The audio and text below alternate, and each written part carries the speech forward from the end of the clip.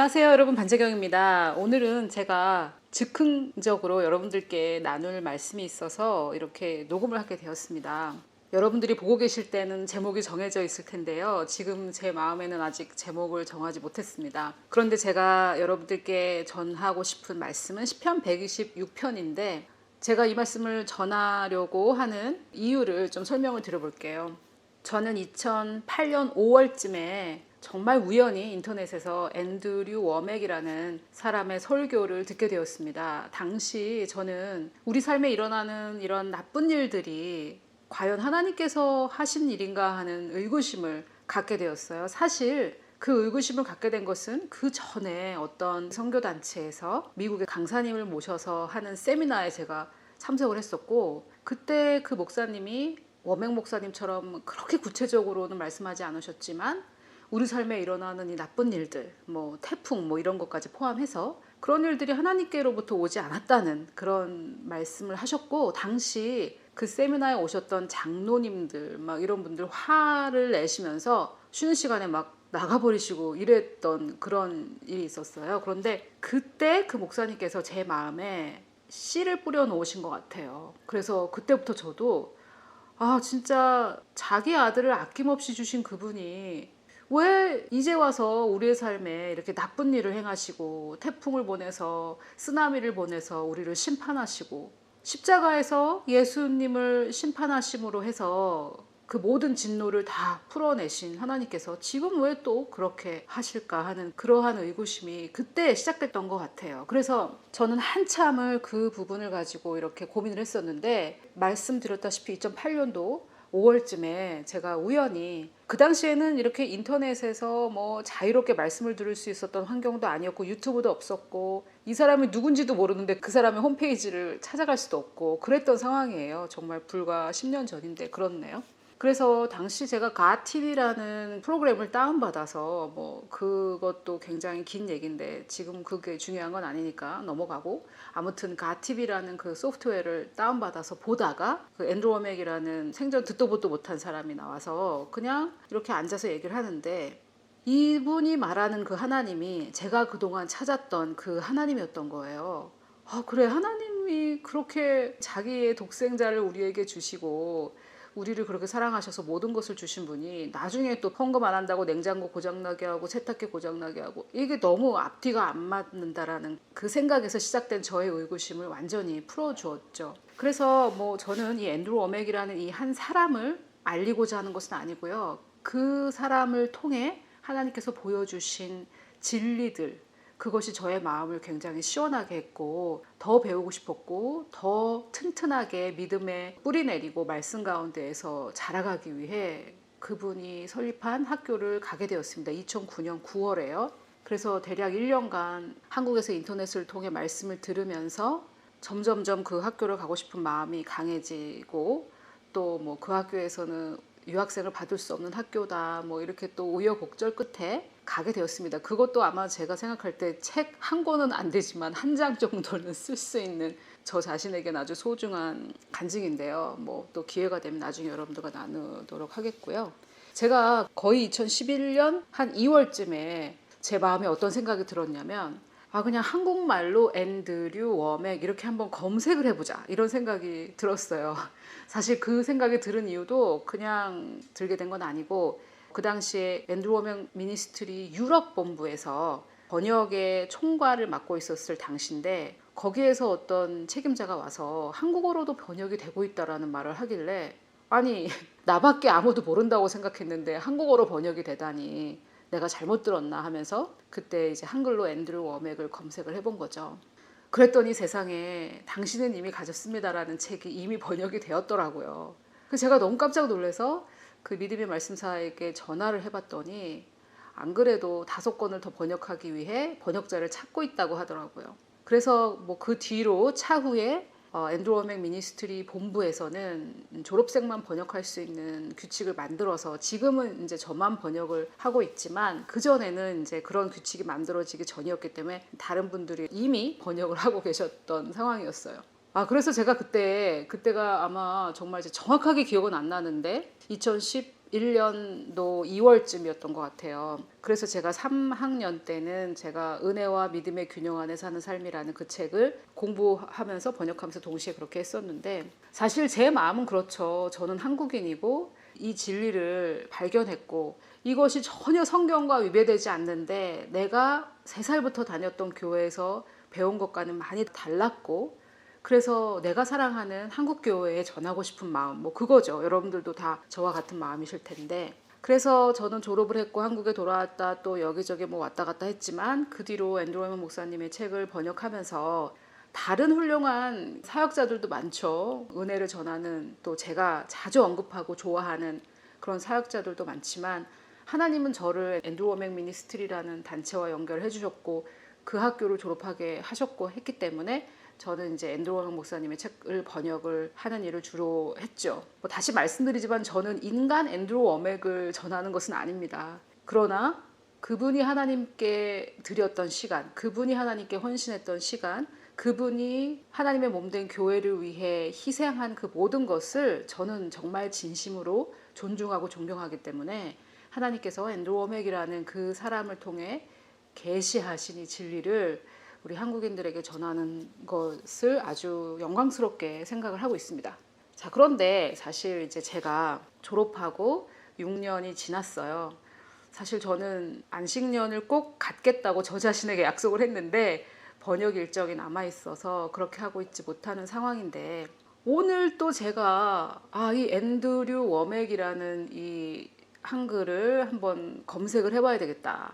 근데 저는 이제 다음 카페를 사용하고 있으니까 네이버에 가서 한번 검색을 해봐야 되겠다라는 생각을, 아이고 7년 만에 처음 했네요. 7년 만에. 아니 왜 이 생각을 못했는지 모르겠어요. 이 생각을 하게 된 이유는 내가 지난 6년 동안, 만 6년 동안 뿌렸던 이 씨들이 과연 열매를 맺고 있나, 이런 의구심에서 시작되었습니다. 이제 제가 안식년을 가져야 되는 그 때가 되었다고 말씀을 드렸는데, 그 사람이 뭐 누구든지 6년을 밤낮을 가리지 않고 열심히 씨를 뿌리고 열심히 뭔가를 했다면 그것에 대한 마땅한 결과를 보기 원하지 않겠습니까? 그런데 저처럼 미디어를 통해 사역을 하는 사람은 눈으로 이렇게 뭔가 성장되는 게 보이지 않죠. 뭐 물론 구독자 수가 늘어나고 카페 회원이 늘어나고 여러분들이 보내주시는 후원금이 늘어나고 그런 건 있지만, 사실 말씀을 전하는 사람에게는 사람의 인생이 변하고 그 사람의 삶이 변화되는 것을 보는 그런 것이 만족의 근원이거든요. 뭐 이런 숫자가 늘어난다든지 후원금이 늘어난다든지 이런 것들은 사실 마음에 깊이 만족을 주지는 않습니다. 아무튼 그래서 제가 도대체 내가 하는 이 사역은 의미가 있는 건가, 사람들의 삶을 변화시키고 있나, 한국교회에 복이 되고 있나, 하나님이 나를 변화시키신 것처럼 이 진리를 통해 한국교회의 귀한 성도님들을 복 주시고 변화시키고 계신가, 제 마음에 그러한 울부짖음이 있었던 것 같아요. 그래서 제가 오늘 드디어 네이버에 가서 앤드류 워맥 이렇게 검색을 하게 됐어요. 그러니까 이 밑에 그 1, 2, 3, 4 이 페이지들이 있잖아요. 그것이 끊임없이 나오는데 제가 정말 너무 깜짝 놀랐어요. 워맥 목사님의 여러 가지 글들을 직접 번역해서 올리신 분도 계셨고, 또 어떤 영상 작업하시는 분이라는데 또 워맥 목사님의 그 영상을 링크를 해놓으신 분도 계셨고, 또 책을 좋아하시는 분들이 이 책을 읽고 어떻게 감동받았다 이런 것들을 올려놓으신 분도 계시고, 또 간간히 저의 그 동영상을 올려놓으시고, 이제 아무래도 제가 한국인이다 보니까 앤드루 워맥 목사님의 책을 통해서는 잘 이해하지 못했던 것이 이해가 잘 됐다 등등 그런 것들이 있었어요. 물론 정말 뭐 수많은 사람들이 있는 것은 아니지만 그 사람들의 삶의 변화, 그런 것이 있는가, 이게 정말 저에게는 중요한 이슈거든요. 저는 단 한 사람이 변화되더라도 진정한 변화가 있는 거, 이런 게 참 좋아요. 제 꿈을 하나 좀 여러분들과 나누고 싶어요. 제가 무슨 꿈을 꿨냐면은, 옛날에 우리 청년부에 바이올린을 하던 자매가 있었는데 그 자매가 제 꿈에 나왔어요. 그래서 아니 또 얘가 또 왜 꿈에 나오나 이래가지고 그러고 있었는데, 그냥 제가 하나님께 그 꿈의 의미를 묻거나 그러진 않았습니다. 그런데 그 다음날 또 무슨 꿈을 꿨냐면, 제가 바이올린 연주자가 된 거예요. 그래가지고 아니 뭐 또 웬 바이올린 연주자가 됐을까. 그런데 이 바이올린이라는 것이 사실 이게 현악기 중에서는 가장 평범한 거 아닙니까? 그래서 아 뭐 좀 특이한 이런 악기가 아니라 왜 또 하필 바이올린이지? 이렇게 생각을 했는데 제가 이렇게 무슨 학교에 들어가기 위해서 시험을 치는지 오디션을 하는지 하여튼 이 심사하는 사람들 앞에서 바이올린 연주했어요. 그런데 그냥 평범한 곡을 연주한 것 같아요. 그런데 그 심사위원 한 명이 이런 말을 하는 거예요. 이 사람은 그 전에 그 어떤 누구도 연주하지 않은 방법으로 이 곡을 연주했다라고 하는 거예요. 그런데 제가 그 얘기를 듣자마자 제가 깨달은 게 뭐냐면 아 정말 하나님의 나라 천국에서는 이 똑같은 곡을 수천 가지로 연주하는 방법이 있을 수 있겠다. 내가 똑같은 말씀을 전하는 사람이지만 나를 통해 전달될 때 그 어떤 사람도 할 수 없는 방법으로 나는 이 말씀을 전달하는 그러한 은사를 하나님께 받았겠구나 하는 생각이 들었습니다. 굉장히 중요한 얘기인데요. 우리는 틀 안에 나를 끼워 넣어서 다른 사람의 삶을 살려고 하는데 제가 저의 안식년을 맞아 나는 앞으로 어떤 사역자가 되어야 되는가, 나의 부르심은 무엇인가 이런 것들을 깊이 고민하고 있을 때 저는 앤드루 워맥이라는 이 사역자를 통해 하나님께서 보여주신 진리를 전하지만 나를 통해 나갈 때는 그 어느 누구도 흉내낼 수 없는 그 방법이 나를 통해 나가겠구나라는 그 깨달음을 얻게 됐어요. 그 꿈을 통해. 그래서 제가 이 바이올린을 한번 그 위키피디아에서 찾아봤더니 또 정말 엄청난 이런 말이 있었습니다. 위키피디아에 뭐라고 나와 있냐면 가장 작은 악기인데 악기가 영어로 인스트루먼트인데 도구라는 뜻도 되잖아요. 인스트루먼트. 하나님의 도구라고 할 때 인스트루먼트라는 똑같은 단어를 씁니다. 그런데 가장 작은데 가장 높고 날카로운 음을 내고 가장 고상한 가장 피치가 높고 고상한 음을 낸다라는 정의가 있는 거예요. 그래서 바이올린은 가장 작은 현악기지만 가장 높은 음을 내고 가장 고상한 음을 내는 그런 악기입니다. 그런데 제가 그 바이올린을 연주하면서 제가 연주한 그 방법은 지금까지 그 어떤 바이올린 연주자도 연주해보지 못한 그 방법으로 연주했다고 그 심사관이 얘기했을 때 제가 이런저런 것들을 다 종합해서 볼 때 하나님은 우리 각자 개개인에게 우리만 할 수 있는 은사와 또 재능을 주셨고 우리가 다른 사람을 막 흉내내려고 하는 그 자체가 굉장히 어리석은 일이고 나만이 할 수 있는 그 방법이 있고 그것은 그 어느 누구도 지금까지 인류 역사 6,000년 동안 아무도 해본 적 없는 그 방법으로 나는 한다라는 그 깨달음이 있었고요. 또 사실 저는 가장 작은 악기라고 했을 때 굉장히 좋았어요. 왜냐면 저는 성도 2만 명 되는 교회 담임 목사가 될래 아니면 유튜브에 동영상 올릴래 이렇게 하면 저는 유튜브를 선택합니다. 저는 그렇게 뭐 2만 명을 이끌고 가고 저 그런 거 굉장히 골치 아파하고요. 작지만 굉장히 피치가 높은 그런 음을 내는 정말 어둠의 나라에 데미지를 가하는 사단의 그 계략을 완전히 파헤칠 수 있는 그런 사역 저는 그런 것을 하고 싶거든요. 그래서 바이올린에 비유됐다라는 게 정말 너무 좋았고요. 바이올린 연주를 들으면은 깽깽깽깽 하면서 굉장히 신경 쓰일 때 있잖아요. 그래서 바이올린을 깽깽이라고도 하기도 하잖아요. 그만큼 바이올린은 굉장히 높은 음으로 신경을 긁는 그런 소리를 내기도 하거든요. 그런데 저는 그게 내 사역이 그렇다라는 것을 깨달았어요. 정말 이 율법적이고 종교적이고 형식적인 그러한 생각을 가진 사람들의 신경을 거슬리고 그것을 깨부수는 저는 그런 게 굉장히 좋거든요. 그래서 제가 제 마음속에 하나님께서 나의 정체성과 나의 사역의 스타일을 이렇게 정의하고 계시고 이렇게 말씀해주고 계시구나 하는 것을 알게 된 그런 꿈이었어요. 그래서 여러분들께도 좋은 깨달음이 되기를 바라서 제가 이것을 나누고요.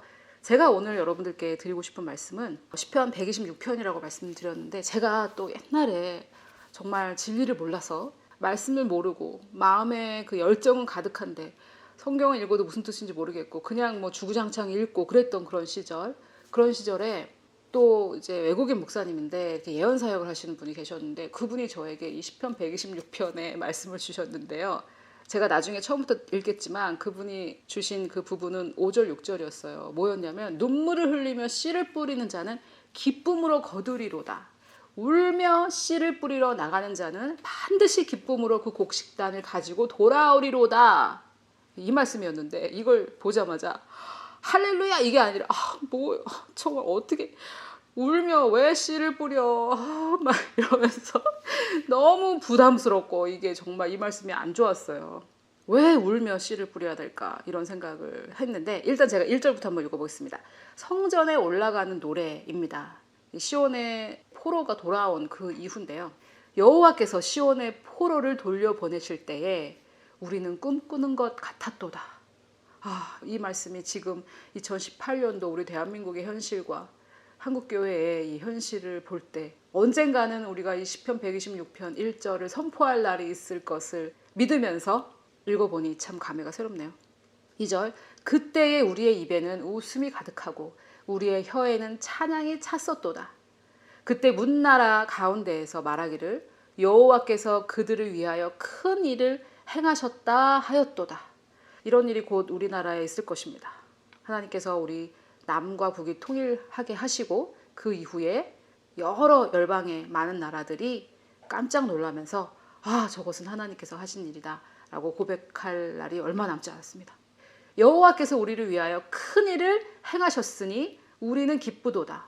여호와여 우리의 포로를 남방 시내들 같이 돌려 보내소서. 제가 우리 북에 있는 우리의 형제 자매들 향한 마음이 이 4절에서 느껴지고요. 그리고 나서 이제 그런 좋은 날이 왔을 때 과거로 돌아보는 거죠. 정말 아무것도 없던 그 폐허된 그 땅에 언젠가는 열매가 맺을 것을 믿으면서 씨를 뿌리는 거죠. 그런데 이 씨를 뿌리는 일이 그게 쉽지는 않습니다. 힘들고 어려울 때마다 눈물을 흘릴지라도 계속 씨를 뿌리면 종국에는 기쁨으로 거둔다는 거죠. 울며 씨를 뿌리러 나가는 거죠. 또 울면서 또 씨를 뿌리고 그런 사람은 반드시 기쁨으로 그 곡식단을 가지고 돌아온다라는 하나님의 놀라운 약속입니다. 그런데 제가 오늘 네이버에서 앤드류 워맥을 검색하고 쭉쭉 나오는 이 글들을 보면서 내가 이것을 왜 한번 검색해 봐야지 하고 생각을 못했을까 이런 생각도 했지만 진짜 나의 노력이 뭐 사실 그렇게 엄청 노력한 건 아니에요. 그런데 아무튼 본인은 다 고생했다고 생각하지 않겠습니까? 나의 노력이 그동안 흘린 나의 눈물이 그동안 내가 그만두고 싶어도 이 여름에도 펄펄 끓는 이 내 노트북에 손을 올리고 했던 이 번역이 헛되지는 않았구나 하는 그러한 생각이 들어서 정말 이 시편 126편이 생각났습니다. 그중에 제가 글을 하나 소개해 드리고 싶은데 본인에게 제가 양해를 구하지 않았기 때문에 누구신지는 제가 말씀을 드리지 않고 노력 없이 오는 변화라는 책을 아버지께서 소개해 주셔서 그것을 읽고 글을 쓰신 건데요. 제가 이것을 링크를 밑에 좀 달아 놓을 테니까 여러분들도 가서 한번 읽어보시면 좋을 것 같은데 여기에 이렇게 쓰여져 있어요. 한번 제가 읽어보겠습니다. 앤드루 워맥 시리즈라는 것에서 일단 신뢰가 갔다. 이분의 책은 신비주의나 번영주의를 경계하고 있고 항상 말씀을 강조하지만 그렇다 해서 번영주의에 대한 반발로부터 비롯된 극단적인 금욕이나 청빈을 강요하지 않는다는 점에서 중용을 지키고 있다고 생각된다. 제가 이 부분을 읽고 어머나 대단하시다 이런 생각을 했고요. 이런 점에서 이분의 책에서 얻을 수 있는 유익에 대한 신뢰도를 높여주는 것 같다. 제가 이 부분을 읽고 누군가 내 수고와 노력의 열매인 이 번역된 책을 읽고 이렇게 진리를 깨달으시고 바른 교리에 세워져 가신다면 그만두고 싶어지는 생각이 자주 드는 정말 힘든 작업이고 시간이 많이 들고 너무 머리에 쥐가 내리는 그런 일이기는 하지만 너무나 의미 있는 일이구나 그런 생각을 하게 되었습니다. 그래서 제가 뭐 제 얘기 하려고 이렇게 여러분들께 말씀 전하게 된 것은 아니고요. 3년 전에 5년 전에 저의 모습, 또 10년 전 제가 정말 혼자서 이 대한민국에 나밖에 없을 것 같아 하면서 워맥 목사님의 설교를 열심히 들었던 그 10년 전에 저의 모습, 또 워맥의 설교를 발견하기 그 전에 진리를 뜨문뜨문 알고 조각조각 알아서 정말 큰 그림을 보지 못하고 하나님의 진리를 찾아 헤매던 목말랐던 저의 그 모습, 이런 각각의 단계에 그 단계에 계신 여러분들을 생각하면서 여러분들을 격려하고 싶었었거든요. 여러분, 지금 내가 울면서 씨를 뿌리는 이 씨 하나, 이 씨는 절대 헛되이 돌아가지 않습니다. 우리가 농사를 짓거나 또는 텃밭을 가꾸거나 할 때 어떤 씨들은 잘못된 씨이기 때문에 그냥 죽어버리고 열매가 생기지 못하는 경우도 있습니다. 그러나 이 하나님의 말씀인 이 씨는 썩지 않을 씨라고 했습니다. 절대 썩지 않은 이 씨이기 때문에 우리가 울면서 이 말씀을 심고 내가 하나님의 나라를 위해서 내가 희생하고 내가 하나님의 나라를 위해서 봉사하고 내가 하나님의 명령하신 것이기 때문에 힘들더라도 떼약볕에서라도 울면서 씨를 심고 뿌릴 때 언젠가는 기쁨으로 한아름 단을 들고 올 때가 반드시, 그날이 반드시 옵니다. 그런데 더 놀라운 것은요, 내가 이 단을 들고 이 단을 누구에게 가지고 가냐는 것이죠. 이 단을 들고 내가 이 단을 주님께 다시 드리고 첫 소산을 주님께 다시 드리기 때문에 내가 하나님의 나라에서 맺은 이 열매는 여러분들이 사역자가 아니시더라도, 풀타임 사역자가 아니시더라도 주님을 위해서 눈물을 흘리고 씨를 뿌렸을 때, 주님을 위해 울면서 자녀 양육을 하시고, 주님을 위해 회사에 나가서 일을 하시고, 주님을 위해 각각의 삶의 영역에서 일을 하셨을 때 결국에 기쁨으로 단을 들고 와서 우리가 그 단을 우리 삶에 가장 소중하시고 세상에서 우주 만물 중에 가장 아름다우신 예수 그리스도께 드릴 수 있기 때문에 그것이 기쁨의 단이 되는 것입니다. 여러분, 저는 저에게 주신 그 바이올린의 그 꿈, 그리고 오늘 저에게 깨닫게 해주신 이 시편 126편 5절 6절의 말씀이 다만 저를 위한 것이라고 생각하지 않습니다.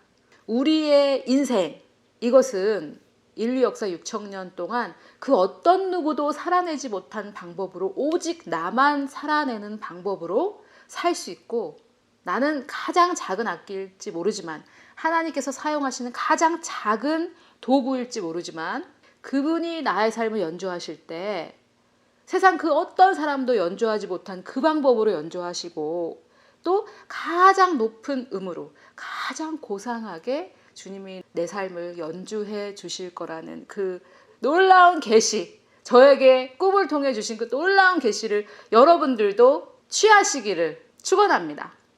그리고 지금 3년 전에 저처럼, 5년 전에 저처럼, 10년 전에 저처럼, 15년 전에 저처럼 진리를 다 포괄적으로 깨닫지 못하셔서 힘들고 어렵고 괴롭고 하시더라도 포기하지 않고 울면서 이 떼약볕에도 나가서 씨를 심으실 때 반드시 기쁨으로 단을 들고 돌아올 것이라는 이 믿음을 가지시기를, 우리 믿음을 시작하시고 또 그 믿음을 온전케 하실 예수 그리스도의 이름으로 축복합니다.